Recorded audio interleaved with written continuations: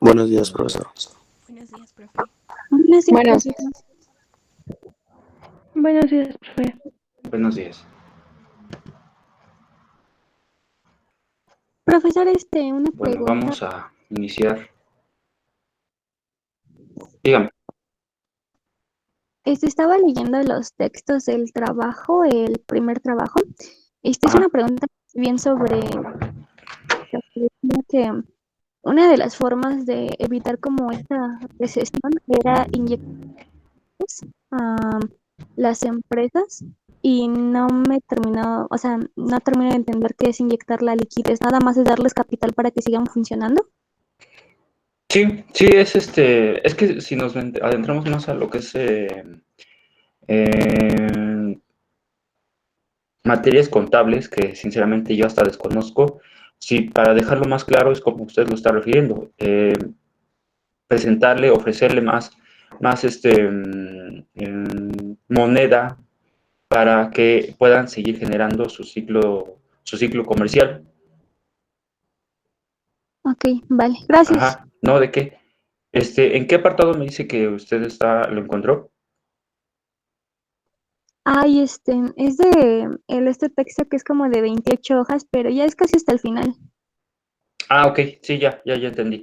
Sí, bueno, como soluciones, ¿no? A efecto de preservar lo que es la empresa por motivos de la decaída económica en el COVID. Entonces, sí, efectivamente es inyectar un poco de liquidez, de fluidez económica a la empresa para que, no sé, utilizando a lo mejor sus reservas económicas para que puedan sobrellevar hasta el momento pues decaída económica, pero eso sería a lo mejor como una breve solución en lo que también el Estado pueda proporcionar algunos créditos en reaperturas también. Y bueno, hay diversas soluciones que se proponen en estas dos lecturas. ¿Alguien más que tenga alguna duda en referente a las lecturas, a los trabajos, compañeros?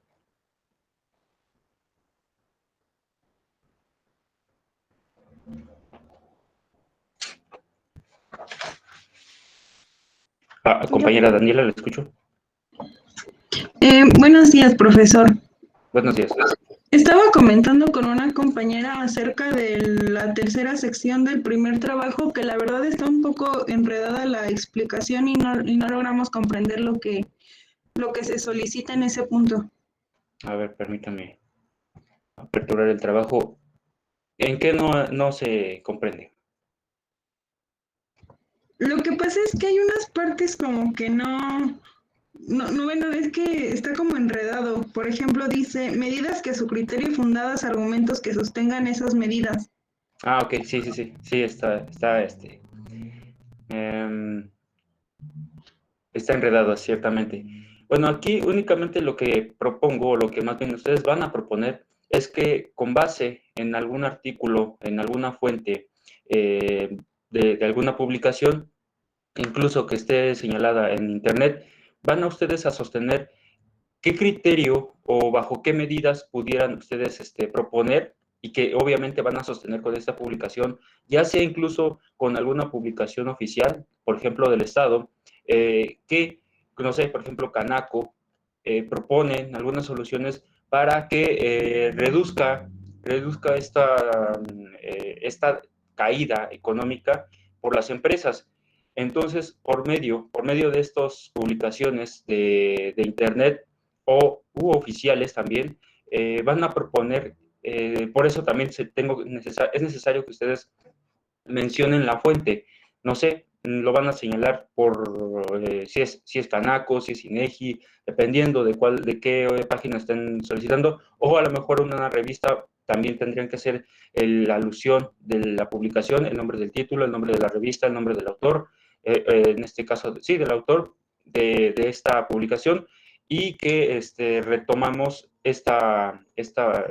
¿cómo decirlo?, solución que se propone por esta vía de publicación.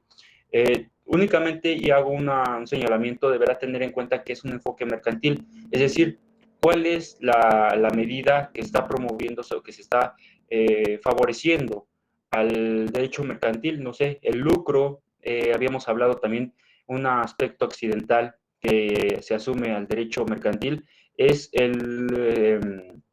la producción en masa, que es lo que también repercute a la globalización. Entonces, estas calidades, estas medidas son las que van ustedes a sostener. Ya están basándose, ya estamos generando aquí poco a poco una práctica en donde sostener este argumento. Necesariamente necesitamos alguna fuente para que sostengamos esta última sección. No es más que una cuartilla, en una cuartilla nada más necesito que me desglosen a lo mejor la propuesta que se señala o que se publica en esta referencia, y también en otro apartado, en un breve párrafo, ustedes van a fundar que están a favor o están no sé, lo ideal es que ustedes estén a favor, encuentren alguna solución con alguna publicación. No es tanto que estén en contra, sino es que estén a favor y ustedes por eso mismo la están proponiendo. Ok, muchas gracias, profesor. Sí, no, de que hay una disculpa por esta confusión. Sí, no había notado que está mal redactado. Había otra compañera que tenía el uso de la voz. Era lo mismo, profe. Perfecto. Entonces, la idea aquí es que, no se encuentren alguna fuente que sea acorde a sus intereses y que consideren, estamos a favor. Creo que esta medida que si se promueve a nivel nacional, no sé, como fue en esos días que llega alguien a ingresar hasta las mañaneras del presidente, no sé, decir, ¿sabe qué? Pues le propongo eso, ¿no? Como si fuera real, ¿no? Pero la cuestión es que tengan una base sólida, pudieran encontrar lo que son datos oficiales. Cuando son datos oficiales, pudieran darse el tiempo de establecer estadísticas. Entonces, con estas estadísticas, ustedes van a corroborar esta decaída de la economía. Estas estadísticas también les van a permitir saber cómo van a impulsar la economía, y es breve, no es necesario que me desglosen una serie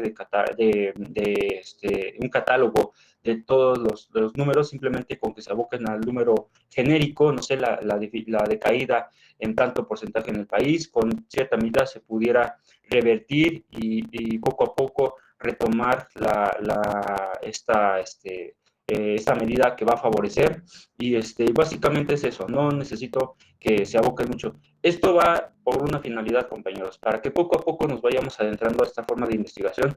Si ustedes quieren dedicarse o quieren más bien titularse por una tesis, por una tesina, pues van a tener que empezar a investigar. Y estos son algunos pequeños pasos que les van a ir ayudando a cómo van a ingresar a estas investigaciones.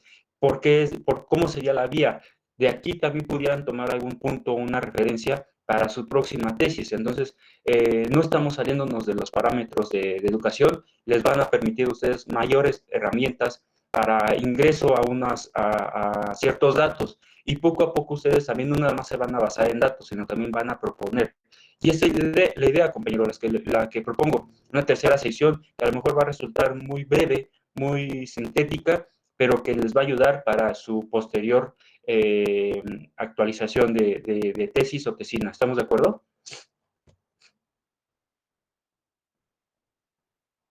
Sí, profesor. Sí, profe. Perfecto. Entonces, continuando este diálogo, el día de ayer ya me estuvieron enviando algunos equipos. Ya he dado por enterado que esta existencia de equipos, al momento cuento con 8 equipos, y de ellos estaríamos señalando que me restarían 2 equipos de 6 personas y más bien, y dos equipos de 5 personas. Entonces, para que lo vayan considerando y me hagan el favor de enviar el nombre de sus equipos, ya asignar un tema, y para que ustedes se vayan abocando a la investigación de los temas que se van a asignar, que se van a rifar. Al final de cuentas no va a ser de manera discrecional. El número de equipo yo creo que estaríamos de acuerdo el número que se me estuvo, al equipo que primeramente me estuvo enviando. Compañera Gaona, dígame. A nosotros nos hace falta un integrante, profesor, pero al parecer todos mis compañeros ya se juntaron con otras personas y no hay compañeros que o que les falte equipo. Bueno, porque sí hay, no me han enviado bastantes. Me van a, ya que tenga todos los equipos, vamos a hacer una aclaración con algunos compañeros sobrantes y ya les estaría proponiendo. Por el momento, necesito que me envíen, no sé, los que tengan. Yo quiero pensar de 4 personas, porque si tenemos 5, pues no va a haber problema. Si tienen 4, envíenmela y los demás también envíenme sus equipos para ya definir a compañeros que falta o que para poder incluirlos. Proponérselos, porque esto de manera forzosa pues no se acuerda. Para que ustedes también sepan si vamos a colaborar de manera correcta o pues no. Y entonces le voy a pedir que me envíe lo que tengan de equipo, ya para ir definiendo sus compañeros, los equipos mismos, y proponerles después a alguna persona que me esté faltando en esta inclusión de grupos, ¿sale? Sí, profesor. Gracias. No por nada. Vamos a continuar entonces con la sesión.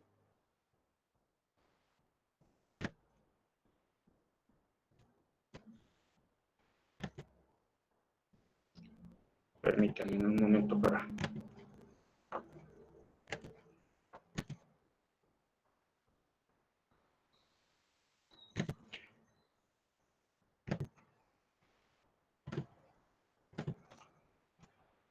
Nos quedamos todavía en la redacción de algunos contratos, ¿verdad? Sí. Perfecto. ¿Hasta qué apartado nos quedamos? ¿En qué tipo de contratos nos habíamos quedado? Hasta el accesorio, profe. Principal y accesoria. Perfecto. Muchas gracias, compañero. Bueno, nada más nos estaríamos abocando a dos últimos contratos e iniciaríamos el siguiente apartado. Entonces, les voy a comentar. El que sigue sería instantáneo y de tracto sucesivo.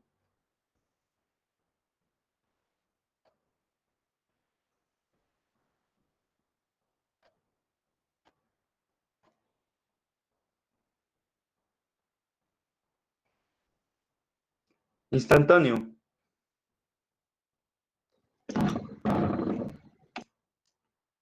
Surge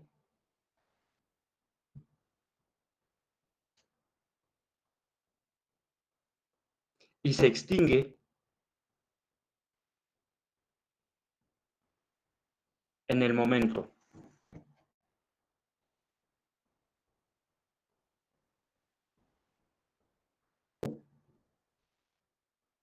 Aparte, tracto sucesivo.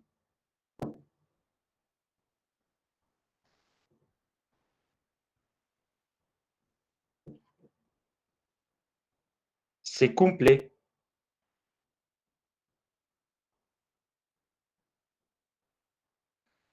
escalonadamente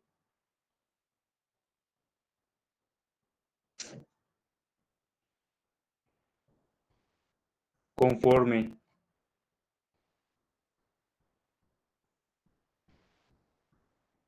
va transcurriendo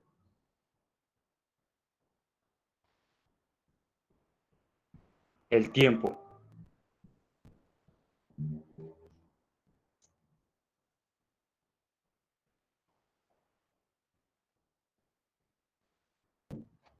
Aparte, ya tenemos a los contratos nominados e innominados.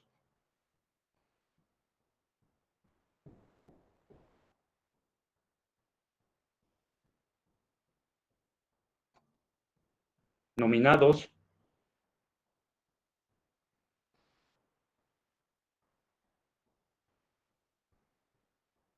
contemplados y sancionados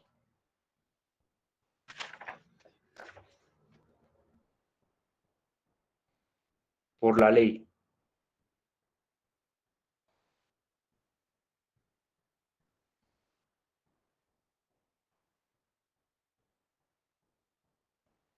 Aparte, y nominados.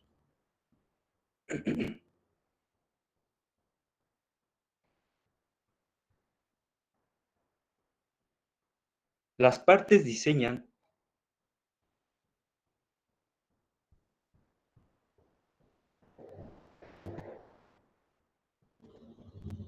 un contrato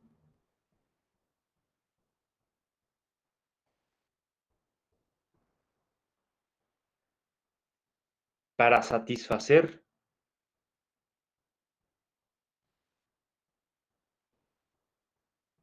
intereses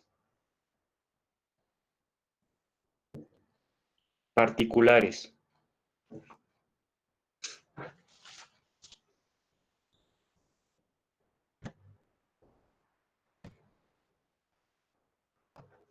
Listo, compañeros. Con eso ya tenemos una clasificación relativa a lo que es la teoría general de las obligaciones, pero que ya estamos aplicándola a cada tipología del contrato mercantil. Esto de contratos nominados y nominados no está señalado aquí en esta clasificación, pero es la que más tenemos que abocarnos, porque estos contratos, incluso nominados, son los que mayormente se presentan en la vida práctica, en la vida real, en la vida empresarial. ¿Por qué? Porque al final de cuentas uno a lo mejor trate de flexibilizarse, flexionar esta normatividad que está existente en cierta comunidad, en cierta entidad, no sé, en cierta nación, en cierto país, y que a lo mejor no está regulado, no está dictaminada en otro. Entonces, estamos basándonos ya en contratos transnacionales de aplicación inominada, y por eso hay que darle un matiz que esté debidamente regulado, a lo mejor de manera internacional, de manera extranjera. Y por eso algunas veces estos contratos tienen deficiencias en cuanto a la sanción de ley dentro del propio país o de la propia nación, y tendríamos que abocarnos ahora a la reglamentación extranjera.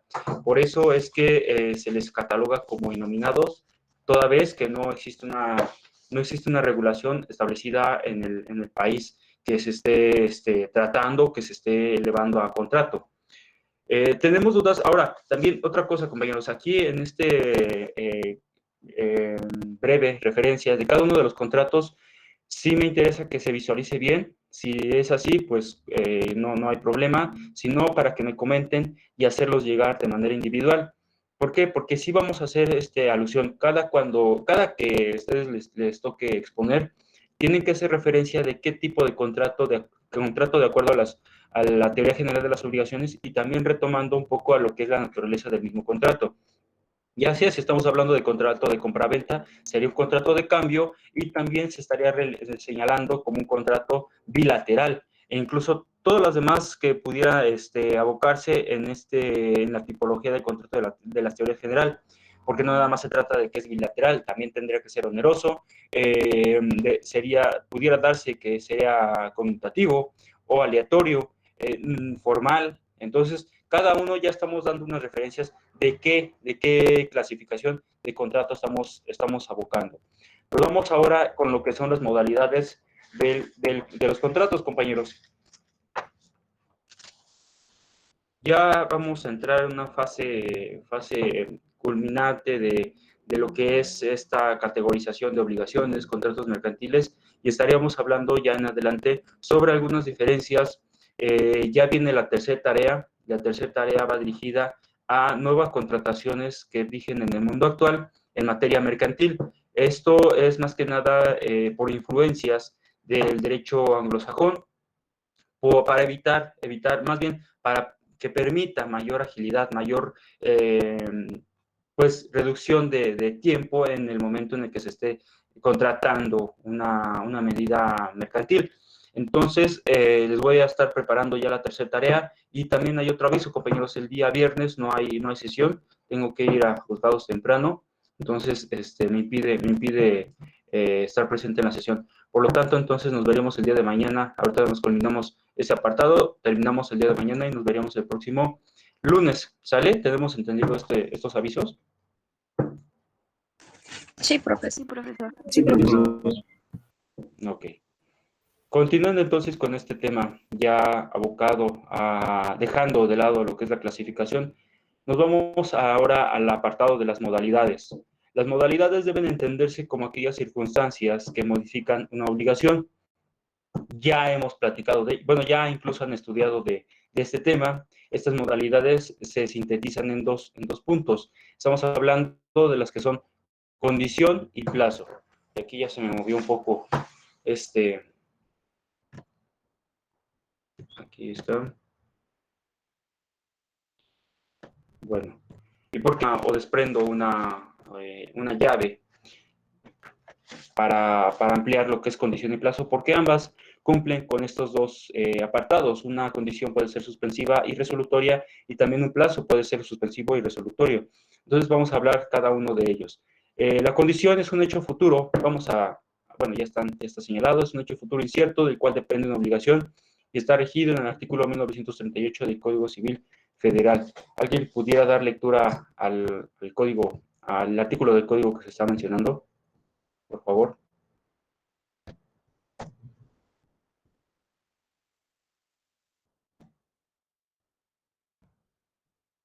¿Podría repetir el artículo, profesor? 1938.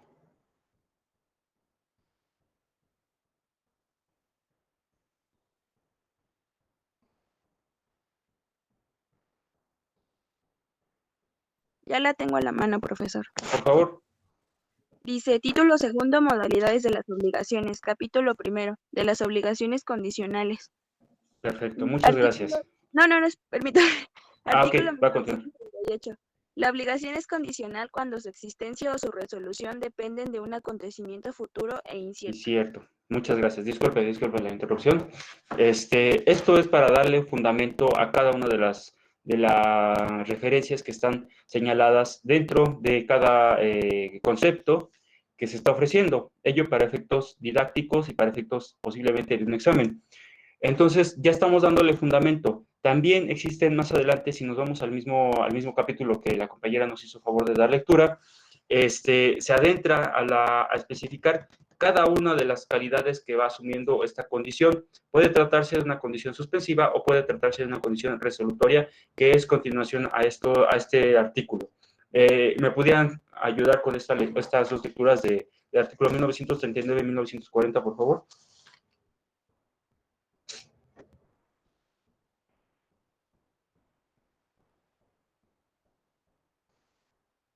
Yo, profesor. Si quiero yo. Perfecto. A ver, compañera, ahorita 1939 y compañero 1940, por favor.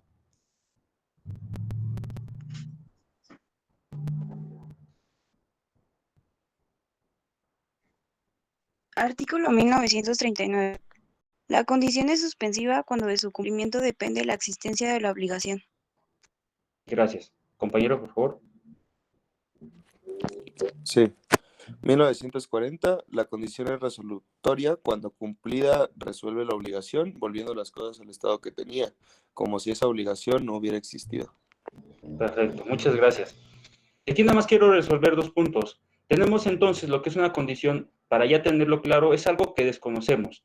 Algo que tenemos ya regulado, que está plasmado en un contrato, que vamos a elevarlo a una normatividad particular, pero del cual no tenemos conocimiento todavía si se llegue a generar. Lo único que tenemos cierto son dos cuestiones, ya sea que sea de manera suspensiva, es decir, que el acontecimiento, hasta que se dé el acontecimiento, se va a empezar a regular el presente contrato. O bien, cuando se trate de esta condición resolutoria, es que hasta el momento en el que se cumpla o que se manifieste la circunstancia que se está regulando, que se está contratando, hasta ese momento se van a retomar todos los efectos jurídicos de este contrato hasta el primer pacto, hasta el señalamiento del contrato. ¿Cómo lo vamos a ver? Ya individualizando cada tipo de contrato. Entonces, al momento nada más es cosa de que tengamos conciencia de cómo estamos tratando lo que es la condición. La condición, retomamos el concepto, es el hecho futuro incierto del cual depende una obligación. Nada más hasta el momento me gustaría que quede claro este breve concepto para irlo aplicando ya en cada tipo de contrato. Ya en cada tipo de contrato podemos visualizar cuáles serían los efectos que esté cumpliéndose cada condición, porque no todos los contratos mantienen tal y como se manifiesta la modalidad, son aquellas condiciones o circunstancias que modifican la obligación. Entonces, no pudiéramos concebir una misma obligación si es el contrato de estimación con un contrato de depósito o un contrato de compraventa, etcétera. Todos los tipos de contratos tienen su modalidad y están afectados por cierta condición, o incluso nos vamos al siguiente apartado, que es la siguiente modalidad, que es el plazo, es el acontecimiento futuro cierto. Aquí sí hay certidumbre de lo que está sucediendo, lo que se está peticionando para que se cumpla con lo que es la obligación, en este caso sobre lo que es el contrato. ¿Me pudieran ayudar con la lectura del 1953, por favor? Yo lo tengo. Por favor. Artículo 1953. Es obligación a plazo aquella para cuyo cumplimiento se ha señalado un día cierto. Gracias, compañera. Entonces, ya hay distinción. En un plazo sí sabemos hasta cuándo se va a cumplir, diferente a lo que es la condición, que ahí sí no tenemos una certidumbre de cuándo va a presentarse. Simplemente está señalada, pero no podemos tener esa certidumbre de cuándo o en qué medida. Bueno, esto todavía dependiendo incluso del contrato. Entonces, el artículo 1953 nos funda lo que es esta modalidad, que es el plazo, y nuevamente estaremos retomando estas dos calidades. Un plazo puede concebirse como suspensivo cuando existe obligación, cuando ocurre el hecho.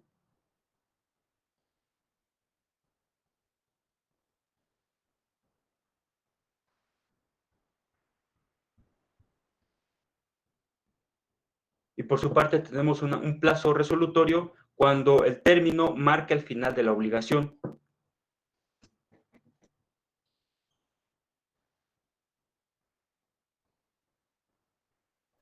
Profe, ¿podría volver a repetir los que se me entrecortó?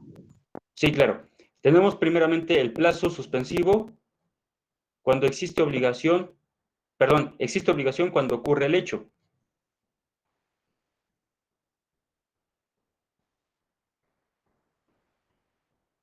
Y resolutoria, el plazo resolutorio, es el término que marca el final de la obligación.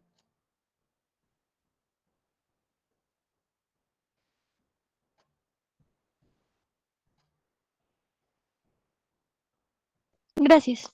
Por nada. Este último apartado, referente a lo que es el plazo, se hace un cómputo específico tal y como lo manifiesta la ley misma. Y esto nos refiere al artículo 1956, que a la letra señala, el plazo en las obligaciones se contarán de manera prevenida en los artículos del 1176 al 1180. Retrotraernos a estos o siendo correlativos a estos artículos, nos hace los siguientes especificaciones. Dice el capítulo sexto, de la manera de contar el tiempo para la prescripción. El 1176 señala que el tiempo para la prescripción se cuenta por años y no de momento a momento, excepto en los casos en que así se determine la ley expresamente. El artículo 1177, los meses se regularán con el número de días que les correspondan, y el 1178 nos dice un señalamiento de cuando la prescripción se cuente por días, se entenderán estos de 24 horas naturales contados a las 24 horas, contados de las 24 horas a las 24 horas. Hasta aquí nada más es lo que me corresponde en cuanto al cómputo de plazos, en cuanto al señalamiento del plazo. Dígame.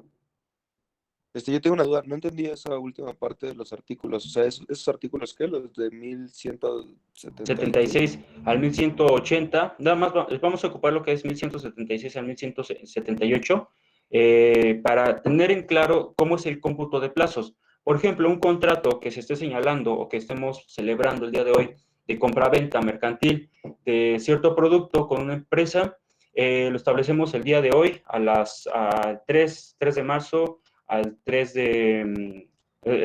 día 3 de marzo del 3 del 2021 va a regirse hasta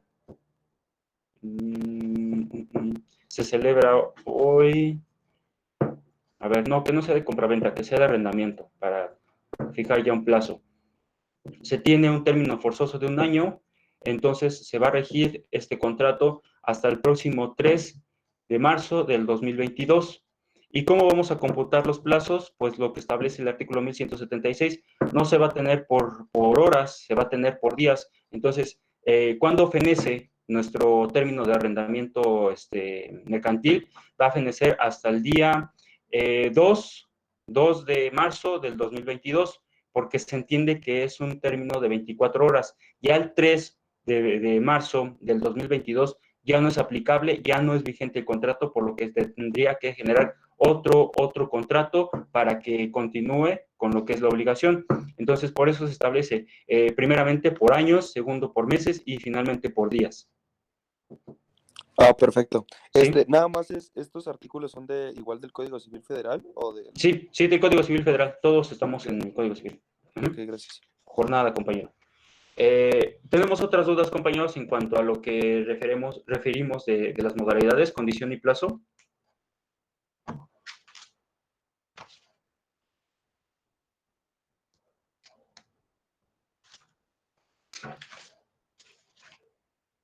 Creo que no, profesor. Perfecto. Entonces, continuamos con el tema. Vamos ahora con la pluralidad de sujetos y objeto. Esto lo vamos a denominar como mancomunidad o solidaridad. La mancomunidad se da en una sola obligación cuando hay pluralidad de sujetos, acreedores, deudores o ambos. El objeto se debe pagar y se considera dividido en tantas partes. Existe aquí, vamos a clasificar, vamos a dividir lo que es la mancomunidad en cuanto a los números o lo que prevalezca en esta obligación. Por ejemplo, cuando hay pluralidad de acreedores y un solo deudor, se va a concebir como una mancomunidad activa. Por su parte, cuando hay pluralidad de deudores y un solo acreedor, va a ser una mancomunidad pasiva. Y finalmente tenemos lo que es la mixta, cuando hay pluralidad de deudores y pluralidad de acreedores simultáneamente. Profesor, ¿podría repetir eso? Sí, claro. Tenemos entonces la clasificación de mancomunidad. Primeramente tenemos la activa, que es cuando existe pluralidad de acreedores y un solo deudor.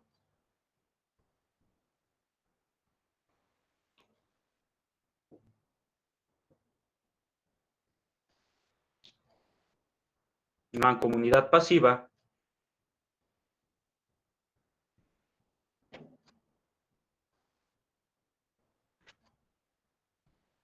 pluralidad de deudores y un solo acreedor.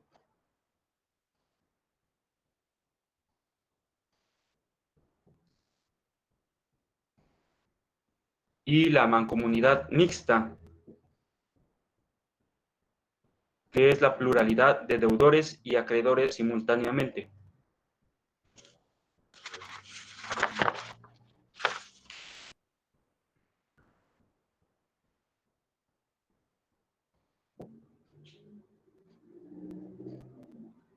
¿Vale? Ahora, continuando con Sí, gracias. Por nada, compañero. Continuando con el tema de mancomunidad, existe el denominado modalidad simple, porque aquí, por ejemplo, cuando son deudores, no es necesario que cada uno cumpla con la totalidad o de manera íntegra con lo que es la deuda. Pero por otra, y tampoco le permite a los acreedores que el derecho de exigir la totalidad a cada uno de los deudores. Aquí es básicamente una presunción, estaríamos bajo una presunción legal de que las partes se presumen iguales a no ser que se pacte en contrario o que la ley disponga en contra. Entonces, cada uno, el acreedor va a poder exigir su deuda, pero de manera proporcional a cada uno de los deudores. Entonces, aquí no hay un establecimiento en que si el deudor, y esto existe la presunción, pero si también pueden pactarlo en que los deudores, siendo completos y no sé, en el contrato se establece que a un deudor se le puede hacer el cobro íntegro de la deuda, pues no hay problema. Pero la presuncional, que bajo el parámetro de una mancomunidad, es que todos nos vamos a regir por la misma cantidad, de manera equitativa. Entonces, el deudor podrá exigir la totalidad, pero a cada uno, de manera proporcional a cada uno de los deudores. Eso es lo que corresponde a la mancomunidad. Y ahora nos iríamos con lo que es la solidaridad.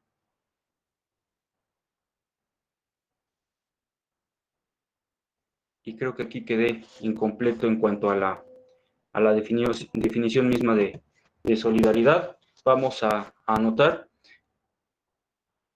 Cuando hay pluralidad de deudores,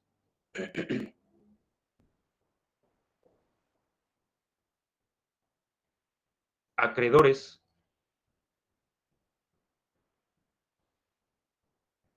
o ambos,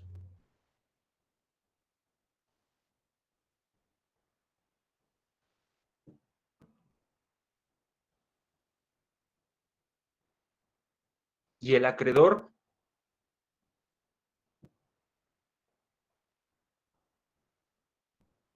puede exigir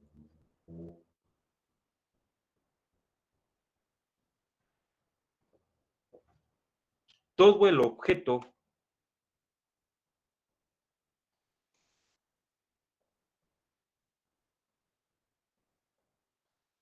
a cada deudor.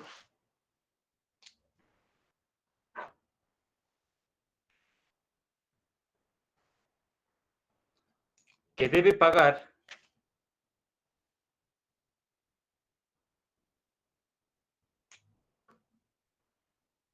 sin que sea obstáculo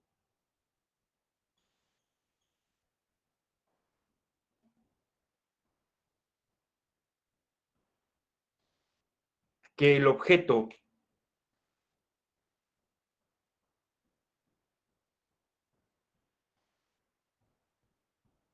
sea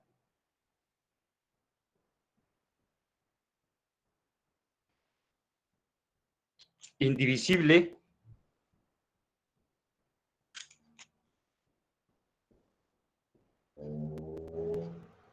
física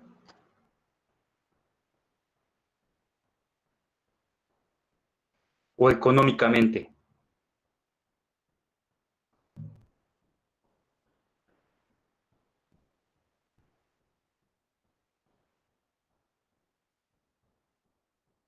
¿Sale? Con esto culminamos entonces este concepto de solidaridad. De igualmente, tenemos esta clasificación en cuanto al mismo tema de solidaridad. Existe lo que es solidaridad activa, pasiva y mixta, siguiendo los mismos parámetros en cuanto a la mancomunidad activa, pasiva y mixta. Es decir, en la solidaridad activa existe pluralidad de acreedores y un solo deudor. En la solidaridad pasiva existe pluralidad de deudores y un solo acreedor. Y en la solidaridad mixta existe una pluralidad de deudores y acreedores simultáneamente. Seguimos el mismo parámetro igual que la mancomunidad, ¿sale? También otro punto que distingue a lo que es la solidaridad es que aquí no existe presunción. Aquí va a ser resultado de lo que la ley estima o la misma voluntad de las partes. Aquí no es que, si no está señalado, por ejemplo, en la mancomunidad, de que se estableció en que una parte adeuda, bueno, una serie de deudores adeudan y no se señaló la materia de deuda, entonces el acreedor va a poder exigirle a cada uno de los deudores, codeudores, su parte proporcional y no interesa. Si no se fijó en el contrato, a final de cuentas existe una presunción. Aquí no. En la solidaridad sí se tiene que fijar de manera expresa quién de los deudores va a entregar de manera completa o íntegra el monto de la deuda completa. Y no se va a entender como presumida porque la ley así no lo manifiesta. Tiene que ser de manera expresa en un acuerdo de voluntades. ¿Cuál sería la distinción? Que vemos en la mancomunidad existe una división del objeto de deuda, mientras que en la solidaridad no existe esa división. Aquí tiene que hacerse un pago completo, íntegro del objeto que se esté adeudando. Y al final de cuentas, lo que pudiera converger en estas dos instituciones es que hay pluralidad de sujetos. Estamos hablando tanto de deudores, acreedores o simultáneamente de ambas calidades, que exista bastantes o gran cantidad de acreedores y también exista gran cantidad de deudores. Esto es por cuanto a la pluralidad de objetos y sujetos, compañeros. ¿Estamos de acuerdo? Sí, profesor. Sí, profesor. Perfecto. Bueno, pues nada más permítanme pasar lista. Nos vemos el día de mañana y el siguiente lunes, reitero, no habría sesión, ¿sale? Entonces, Albir de Olmos. Presente. Ángeles Reyes. Presente. Arias Espinosa. Presente. Armas Vázquez. Ayala González. Presente. Bermúdez Acevedo. Presente. Camacho Barrera. Presente. Camacho Casares. Presente. Cano Uristegui. Presente. Carmona Zúñiga. Presente. Coroy Grimaldo. Presente. De la Mora Caravantes. Toro García. Presente, buenos días. Buenos días. Estrada Montoya. Presente.